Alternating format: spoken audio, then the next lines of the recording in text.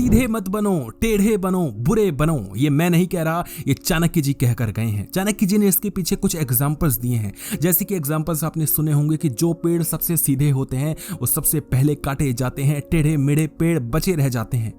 इसी वजह से आपने देखा होगा कि जो जितना ज्यादा सीधा बनेगा, आप भी जब भी जितना ज्यादा सीधे साधे बने होंगे, लोगों की हेल्प करने की कोशिश की होगी, लोगों का भला करने की कोशिश की होगी, लोगों को एडवाइस देने की कोशिश की होगी, आप ही बुरे बन गए होंगे। और जो इंसान जितना ज्यादा सामने वाले को बिगाड़ता है, जितना ज्यादा उसको यूज करता है, वो उसका ही उतना बड़ा चेला बनता चला जाता है, वो इंसान उसके लिए ही उतना अच्छा बनता चला जाता है। ऐसा क्यों होता है? ऐसा इसलिए होता है क्योंकि यहाँ पर बुराई का जमाना है, यहाँ पर सीधेपन का जमाना नहीं है। चाणक्य जी ने आखिर ऐसा क्यों कहा और इस राह पर चलने से हमें क्या क्या फायदे हो सकते हैं, आइए उसको जानते हैं। देखो, सबसे पहले आपको समझना होगा, ट्राई टू बी सेल्फिश। हमें मना किया जाता है कि सेल्फिश मत बनो, सेल्फ सेंटर्ड मत बनो, अपने बारे में मत सोचो। मैं कह रहा हूं भाई, मैं अपने बारे में क्यों ना सोचूं?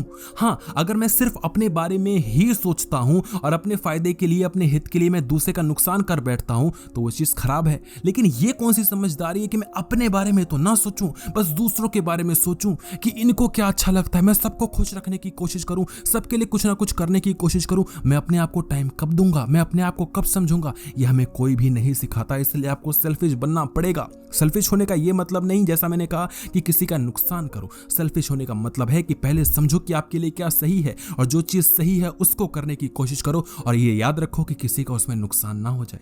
दूसरी चीज आपको समझनी है, try to learn something from clever people. जो चंट चालाक लोग हैं उनसे कुछ सीखने की कोशिश करो। वहां पर ईर्ष्या मत रखो, जलन की भावना मत रखो। अगर आपका कोई दोस्त आपसे अच्छा निकलता चला जाता है तो उससे जलो मत, उससे सीखो। आप जितना ज्यादा सीखोगे, जितना ज्यादा सिखाओगे, जिंदगी में उतने ही आगे बढ़ते चले जाओगे। इसलिए सीखना बहुत ज्यादा जरूरी है और खासकर उस इंसान से जिससे आप सबसे ज्यादा जलते हो।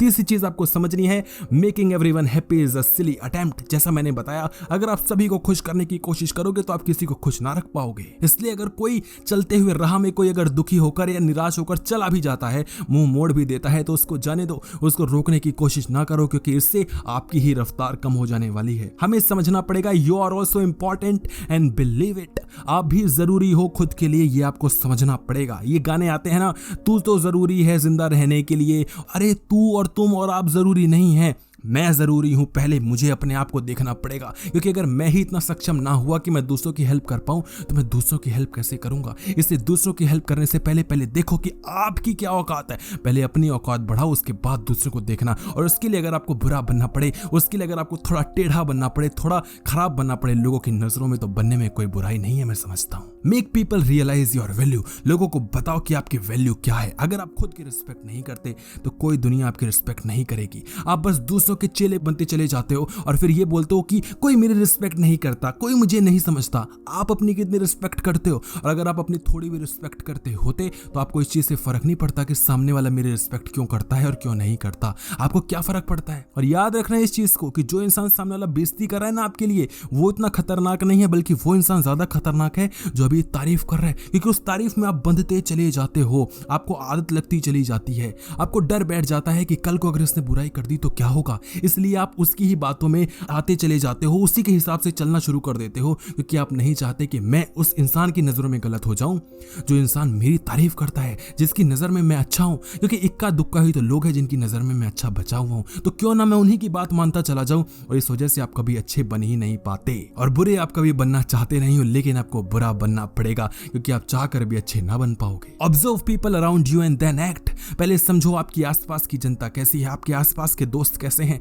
जब तक आप लोगों को ना समझोगे तब तक आगे ना बढ़ पाओगे। जैसा ग्राहक हो उसको वैसा सामान बेचो। अगर ज्यादा ओवर स्मार्ट बनोगे, गलत ग्राहक को सही सामान भी बेचोगे तो काम ना बन पाएगा। ये कुछ बातें हैं जो कि शायद चाणक्य जी ने इन्हीं को सोचकर कहा होगा कि बुरे बनो, अगर सीधे बनोगे तो काट दिए जाओगे। कमेंट सेक्शन में बताना कि आपकी इसके ऊपर क्या राय है और चाणक्य जी के और अगर आपको एनालिसिस चाहिए तो वीडियो में जरूर बताना कमेंट सेक्शन में, लाइक जरूर करना वीडियो को। धन्यवाद।